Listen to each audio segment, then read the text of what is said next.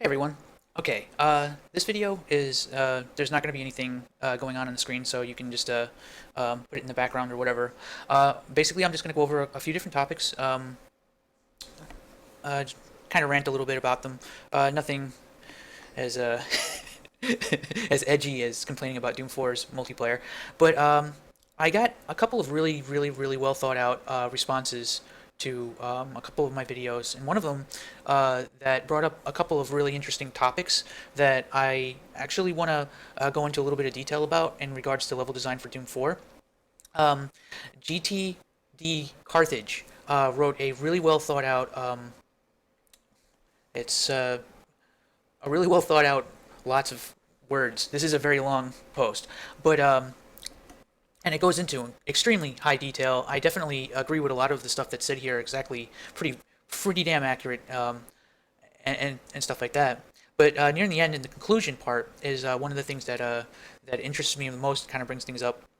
The conclusion here, this here is Doom definitely feels like the old Doom, but to say it is consistently a mirror copy of the original Doom gameplay and action, it is definitely not. Yeah, but it deserves its name. Actually, I want to say it earns the name. He says, truly, given the spirit of the offered experience, heck, I think it's fair to say that the new Doom feels like Doom. It plays like a Quake. Yes, I definitely agree. But one of the things that I mentioned in response to this is to this comment that was wrote here, and this is near the very end of a very long post, is that the early levels of Doom actually exhibit this better than the later levels in the game. Now, while I'm not going to really focus on the later levels that I found to be at fault, I think it's fairly common sense to be able to examine the levels, any of the levels that did not allow backtracking and allow you to find secrets that you missed earlier on. Those levels were usually the ones that were a problem and exhibit what I consider to be a lack thereof the Doom feeling gameplay and went too far in more modern linear gameplay direction.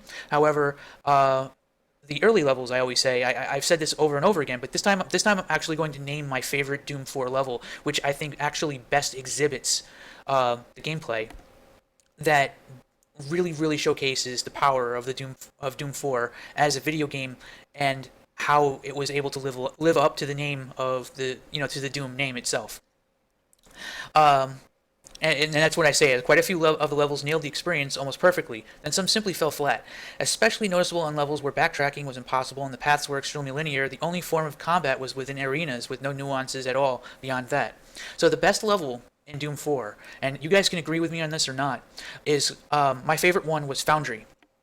Now there were a couple of good levels before that and after that, but I think Foundry is the one that really showcases the gameplay. And actually I might record myself playing through it just so I can talk about what made it so good. For the first, it was actually just so interesting how you're able to actually jump down. Like you walk into a giant open space and you can actually jump down at any point in time, and you can visit the level from many different angles, and the level unfolds itself in a way that was the most iconic. It was the best level in the game, and I think that if someone were to say, well, maybe id should make a map pack, and what would be the best levels to mimic, what would be the best level to mimic? It would be Foundry. Foundry is by far the best example of a Doom 4 map in the game. Not only does it allow you to kind of approach things from different angles. I mean, you can actually jump down, or you can go straight ahead. But there are it also incorporates all of the modern aspects of the game. But also notice too that a lot of the arena combat in the early levels of Doom 4 included a what were they called again? They were these like Hellgate thingies that you can walk up to and you can punch it. I can't remember what they were called for some reason because I don't think they were really named in the game itself.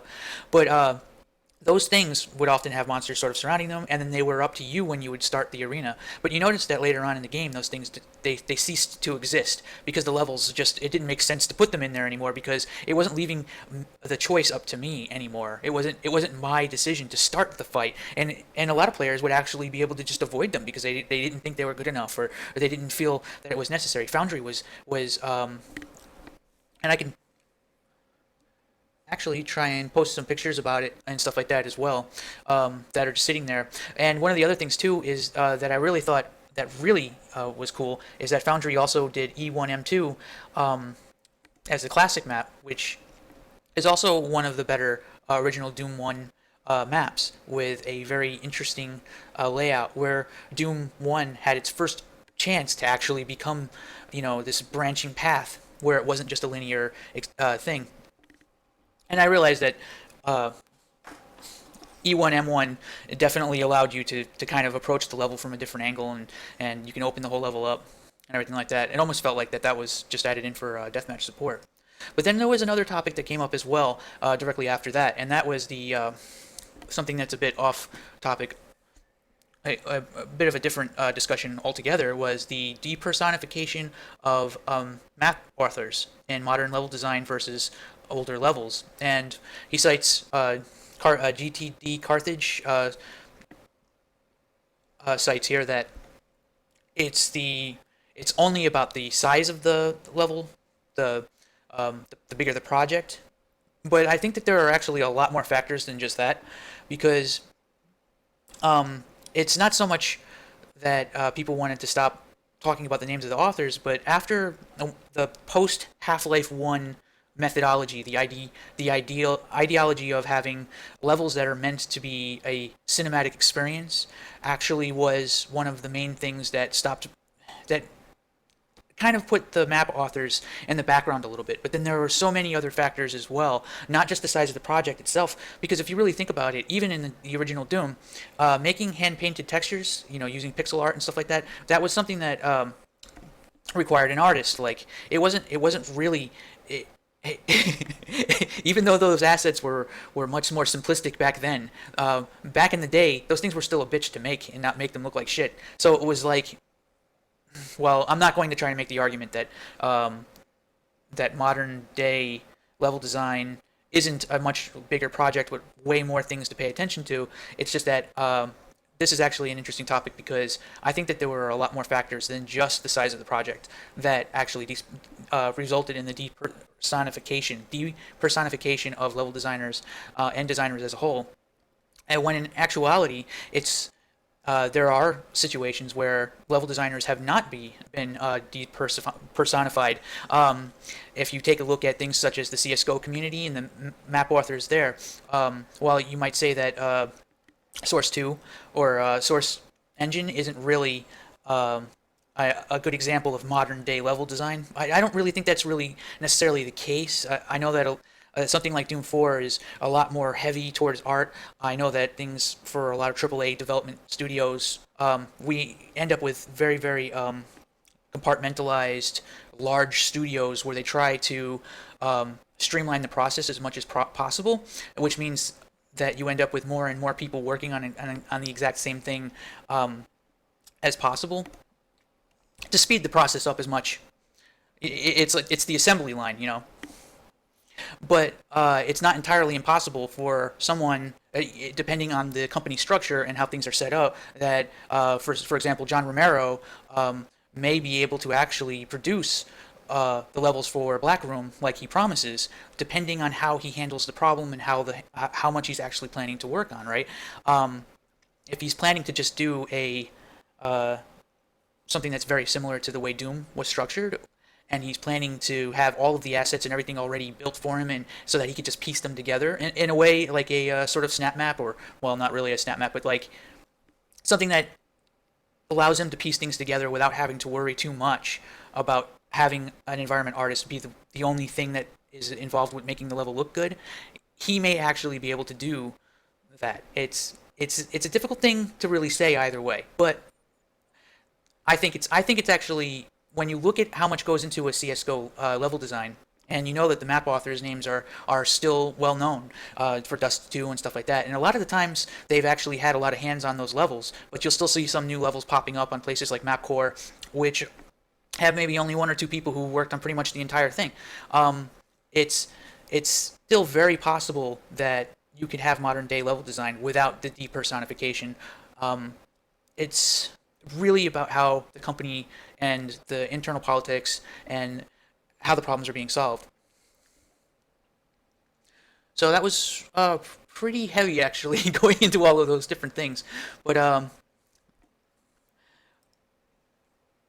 I actually want to try and end this to mention that there's um, a weird idea to grab characters from the Unreal universe and use them as the characters for Unreal Fortress, which I think is kind of an interesting idea. I know that there's actually a lot of characters from the Unreal Fortress. I realize that this is having to change gears quite a bit, but I made I made a post that's like, yeah, why not? You know, why the Unreal universe has cool characters, right? And it does. It has quite a few. So I've actually had some people respond to some pretty interesting things, like Malcolm Gorge. If anybody remembers Mr. Crow, I think he was pretty interesting. He was there are also a lot of creatures and stuff like that too. But I'm not going to go in that direction just because it would end up being too far too far from what I originally had in mind, which is basically just a fortress style game mode utilizing UT4. So I'm probably going to talk about that some more, but I want to get something done, and I've been having a little bit more fun making the videos and stuff like that recently, which is kind of kind of a bad thing because time spent making videos is not time spent working on a level. Uh, Although recently I have to say, like, uh, with Overwatch coming out, like I've just been playing the hell out of that and enjoying that. I'm also interested in actually taking a closer look at the level design in Overwatch and doing maybe a video where I talk about that, because one of the things that I really enjoy about Overwatch's level design is that they were very methodical, and I love it when I can see methodical design in levels and what that actually implies and what that means for the overall design in general. When you can actually see levels that have genuine choke points that are actually built into the design, it's to me that implies a methodical mindset, which to me that's the level designer actually making a statement. That's like somebody saying, "Hey, look, I want everybody to have to go through this area." And one of the things that you see very often in Overwatch's level design is really amazing use of these choke points, and it's difficult to find people who are methodical when it comes to that kind of design, because the mindset when you have 20 people all building a level at once, and this kind of touches on the depersonification thing a little bit, is that it just becomes a Call of Duty. The more entrances, the better. Nobody really gives a shit. Just slap hallways and windows and hope for the best kind of mentality. And like the more the merrier mentality, which actually, to me, doesn't come off as being methodical at all. It ends up becoming sort of brute force, which I think is actually kind of something that worries me a little bit about Overwatch in general, because Overwatch's design is currently methodical. However, they are also extremely prolific in terms of what they can do, and that prolific energy that Blizzard has at its disposal right now can easily spiral in some kind of weird direction if they keep adding more characters, if they keep adding more maps, and they're probably going to do this. It's just going to make the game impossible to keep track of everything. Whereas if you look at CS:GO or League of Legends or something like that, they're very, very careful about what they add to these games. So I don't know. I guess that's it. And a last amusing thing that always kind of bugs me is that it's very difficult to be a immigrant. I've been working on video games for 20 years, right? Now I'm applying for permanent residence in Canada as an American. And one of the things that they want to see is my education history. Hey guys, my education history. I went to Yale to fucking make Quake 3 maps. I worry so much and stress so much about this. Like, I went to Yale. I went to only the finest college to learn the in and outs of how to make a jump pad. When I was learning about this shit, it didn't exist there weren't any schools. Nothing existed. Right? So now they're gonna look at me. Well, there are all these schools. So what are you? Some unwashed. Oh, I wonder if they're gonna refuse it because like I got laid off a couple years ago. I got laid off from work and I couldn't find work again for 9 months.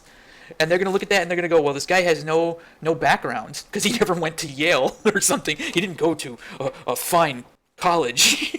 and he has a year of lacking of work because he got laid off. Oh man. Oh. All right. Well, I'm gonna end it on that. Sorry, guys. All right. Thanks.